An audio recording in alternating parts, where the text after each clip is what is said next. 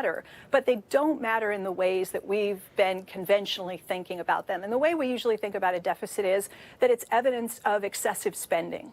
And that's just wrong. Evidence of excessive spending is inflation. So I would argue you don't have a deficit problem or a debt problem unless you have an inflation problem. Let me bring Dan Mitchell in to respond to all this. Dan. Well, I think two things. First, I agree with Stephanie that economic growth and job creation is not inflationary. But other than that, I think we have some big disagreements. I think what she's basically describing is Keynesianism on steroids. And whether you're part of the modern monetary theory people that think you can basically finance more government with the printing press, or whether you're talking about it more in the sense that Stephanie's talking about it, where you just have bigger government that supposedly is going to be a perpetual motion machine for the economy. In either way, I think we're at risk of, at best, copying the economic policies of Greece, and at worst, copying the economic policies of Venezuela.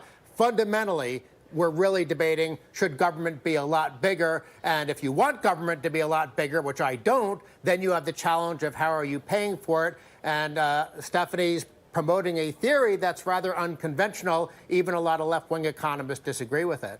Is there anywhere in the world, Stephanie, where MMT is put into place? I mean, Dan was making the comparison to a profligate spending Greece or a socialist Venezuela. But are there countries that have adopted this? Yes, the United States of America, because we already have it in place. Yeah, it's just a description of how the federal budgeting process already works. And what we're saying is that we're not taking full advantage of the space that we have already today with the system that we have to get better outcomes. And that's what I'm talking about when I say a better mousetrap. We have a system today that does not deliver. We have crises one after another in this country. We have 44 million Americans who are struggling with $1.5 trillion of student loan debt. 45,000 Americans die every year because they don't have health insurance. So we've got nearly half of the population living in or near poverty. Yeah, no, and I take your point. So let me ask, because a lot of this is coming up coupled with programs like Medicare for All or the Green New Deal. And some estimates of Medicare for All say it would cost $50 trillion over 10 years. Green New Deal kind of runs in the tens of trillions to maybe upwards of hundreds. Are you suggesting that this would allow for those plans to be funded? What I'm saying, in the simplest possible terms, is that Congress can write and pass any budget it likes, and the Fed will clear the payments on behalf of the government, okay? So that's just a simple statement of kind of how the government budgeting process works.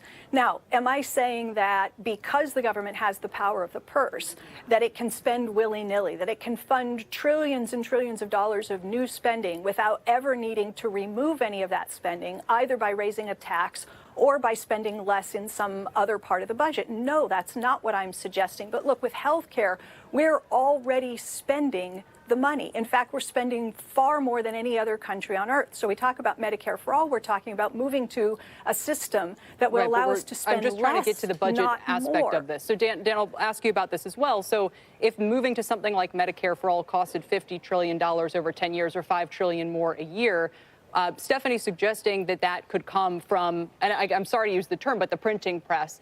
What would your response be to that? Would that create massive inflation, or do you have other concerns about that, how that would work on the ground?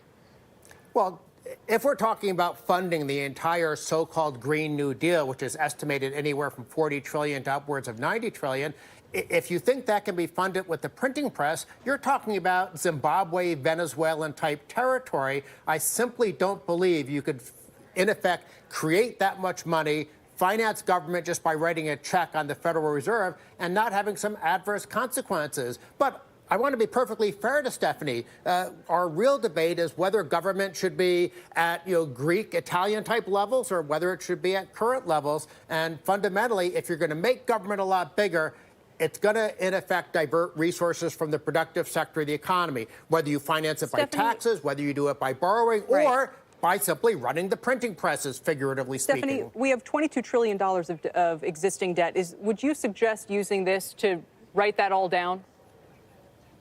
No. I'm not talking about creating trillions to fund a new Green Deal and not offsetting any of that spending. I'm not worried about the $22 trillion in debt, because all the national debt is is a historical record of all of the dollars that the government spent into the economy and didn't tax back that people are currently saving in the form of U.S. treasuries. I'm not worried about $22 trillion in U.S. assets being held in portfolios and pensions and so forth all over the world. What if interest doesn't rates? bother me. What I'm worried about getting a little is short inflation. on time. Steph, the only reason I'm jumping in is, so if interest rates go, right now they're very low, which means the borrowing cost or the deficit right now is very low, and for the debt that you mentioned. So if interest rates go up a little bit, how do you propose to pay for that? Do you continue to just expand the money supply to meet whatever? So if we go from paying, small single-digit number per year to a upwards of double-digit number per year, how do you pay for that without shrinking anything to offset that? Do you just keep expanding the money supply?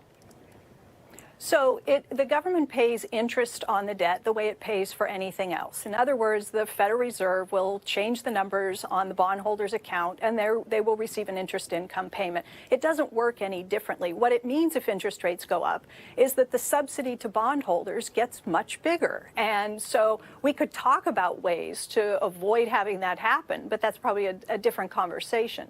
And I know you were talking about those stabilizers. Dan, final word before we go. How realistic do you think it is that this gains more and more traction, and what happens if it does? Well, I think 100% of economists on the right of center don't like MMT, and I think probably 75 to 80% of economists on the left don't like it because, simply stated, you can't dramatically expand the burden of government and somehow have it be free. And I think that's what at least some supporters of modern monetary theory want us to believe. The Federal Reserve cannot write checks to finance a Greek-style government, because then you wind up with a Venezuelan-style economy. Dan Mitchell, Stephanie Kelton, thank you for joining us today. Thank you.